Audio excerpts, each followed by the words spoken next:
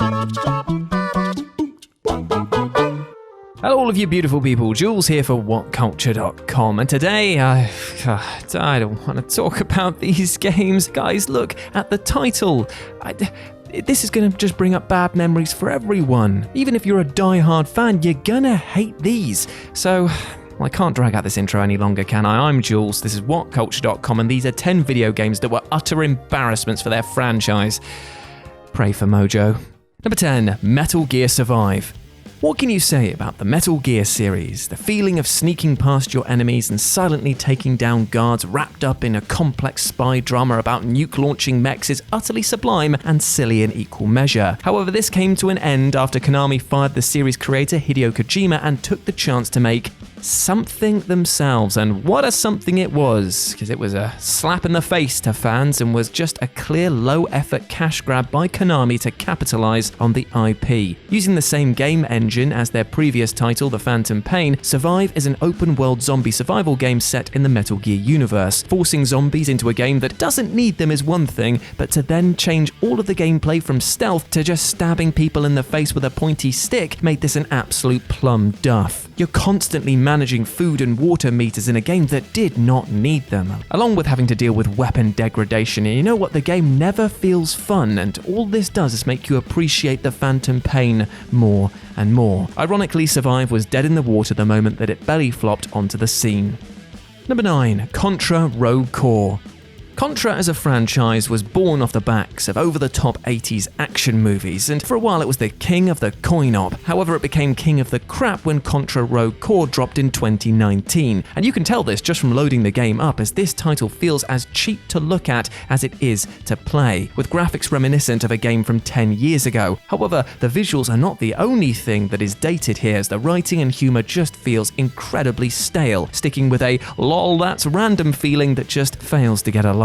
All of this is before you've even got around to the actual gameplay. The biggest issue that comes with this game is that all of your weapons have an overheat mechanic that makes you wait a few seconds if you use them too much. And remember, this is a franchise in which all you do is move and shoot, so it is a huge pace killer and removes what could have been just a average shoot 'em up and turns it into an absolutely abysmal one. So thanks Konami, 2 for 2 right now.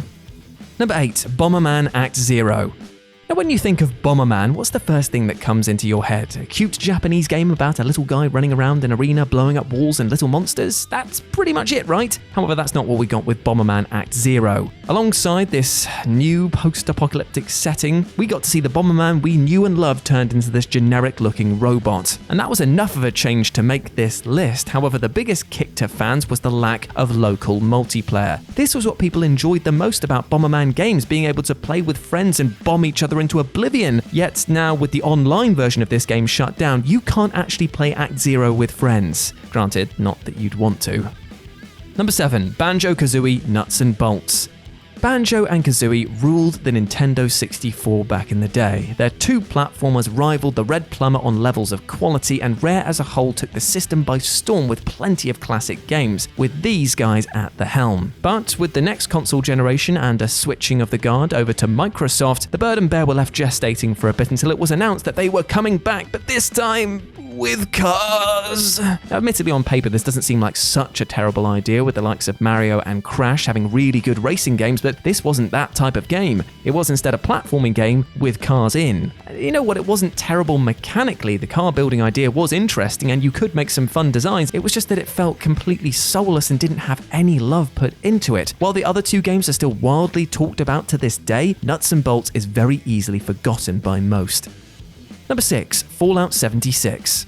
The Fallout franchise has had plenty going on ever since being picked up by Bethesda in 2004. Turning this top-down RTS-style game into a console shooter helped grow the franchise into what it is today. However, you know what? Being able to experience the horrors of an unfinished game isn't quite as much fun as the horrors of the wasteland. And the thing is, what didn't go wrong with Fallout 76? This mess of a game was built as a multiplayer survival game using the engine from Fallout 4, which seems good in theory, yet the game coming out as an unfocused mess was what killed most people's interest in this game. Glitches that took your items, servers that crashed, no NPCs, and no story to speak of was just the tip of why Fallout 76 was such a cataclysmic mess. And outside of the game, there were plenty of issues too that made watching the news on it a kind of perverse fun. More so, in fact, than the actual game. Pre-order helmets with toxic material in them, leaking people's personal information by accident, lying about special edition content, and a few lawsuits to boot. It's one of those things where if you take it all and look at it there, you just think to yourself, I'm just going to stay in the vault. Number 5. Transformers: Rise of the Dark Spark.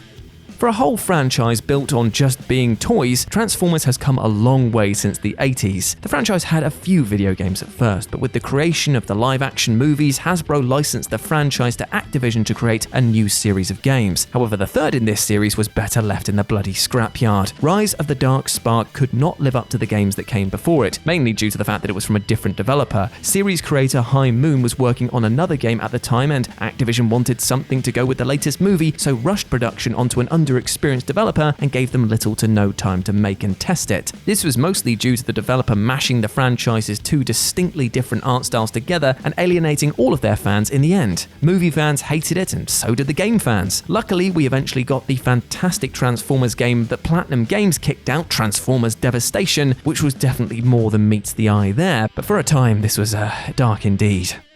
Number 4. Resident Evil Umbrella Corps. When you so much as mention survival horror, your mind instantly snaps straight to Resident Evil. But that's not to say that all of the games in the franchise have been absolute smash hit successes. Take, for example, Resident Evil Umbrella Corps, which is basically Capcom's answer to Have You Heard of Call of Duty? For some strange reason, they released this game to the applause of nobody and decided to couple it with bizarre controls and gameplay that made absolutely no sense, meaning that this game was dead on arrival. Yet the glitches and a lack of a player base at launch really didn't help it either. That and a very limited inclusion of monsters, weapons, and characters made most people give this game a hard pass because they were like, this isn't Resident Evil at all. Thankfully, things seem to be on the up and up now with the Resident Evil 2 and 3 remakes and the fantastic looking Village coming out on next generation systems. But this game here, well, it should stay dead. Number 3. Tony Hawk's Pro Skater 5. You know when people say that some games stumbled out of the gate? Well, this stumbled down the half-pipe and smashed all of its teeth out. Just look at this footage. Look at this. Look at this. Look at this. And now, editor, if you can put up a very angry face of me right now. Look at this. Enough said. Number 2. Metroid Prime Federation Force. Some games didn't survive the jump to the third dimension, whereas some absolutely smashed it. Metroid translated perfectly from a 2D side-scroller into a first-person shooter, which spawned the Prime series of the game, but after the third title, Corruption, fans eagerly waited for a fourth installment. However, what we got was Metroid Prime Federation Force, which is nothing like the previous games in that series. Swapping the puzzle-solving action for a 4-player co-op shooter meant that gone were the open areas that you could explore for secrets and items, and instead they were replaced by very dull missions. To add to the insult, Samus is barely anywhere to be seen in this game, let alone a playable character. She only turns up in a mission briefing every so often. Finally, you can't even play it alone, as the later levels become impossible to play in solo mode, so you have to find others to share the pain with you. The only positive is that Nintendo took this to heart, and now we actually have Metroid Prime 4 to look forward to in the future, and that this game's poor reviews and sales didn't actually kill interest in the series. The Federation are bad in the games, so why would they be better starring in one? And number 1, Sonic Boom. Sonic has had so many ups and downs over the years. Where Mario consistently kicks out great games, Sega's always struggled to do that with Sonic. Luckily, when they get it right, the blue blur is an absolute blast to play. However, this was not. Sonic Boom was doomed from the start, with a troubled development and broken promises to Nintendo. Running on a console that didn't support its engine meant that bugs were all over the place, and this was one of the franchise's lowest points. Bad controls, pointless redesigns, and a repetitive gameplay loop that did not help matters. The game was chopped and changed so much by higher-ups at Sega that the already rough game just continued to get rougher. The game looked promising in its early stages, but people could just tell that it was going to fail the later it got into development. However, after this, we did get Sonic Mania, which was a much-needed win for the series, and let's just hope that they've learned some lessons along the way. And there we go, my friends. Those were 10 video games that were utter embarrassments for their franchises. I hope that you enjoyed that, and please let me know what you thought about it down in the comments section below. As always, if you want to chat to me, you can do so over on the socials, over on Twitter at RetroJ, or you can swing by Live and Let's Dice. It's my personal board game channel where I stream every single Wednesday and Sunday. It'd be great to see you over there. But before I go, my friend, I just want to say one thing. You listening to this video, you are not an embarrassment at all, ever. Do not let anything or anyone tell you otherwise, my friend. You are a massive ledge who deserves love, happiness, and success. We all do as humans. Now go out there and absolutely smash it. I believe in you. Now it's time for you to do the same with yourself. As always, I have been Jules. You have been awesome. Never forget that, and I'll speak to you soon. Bye.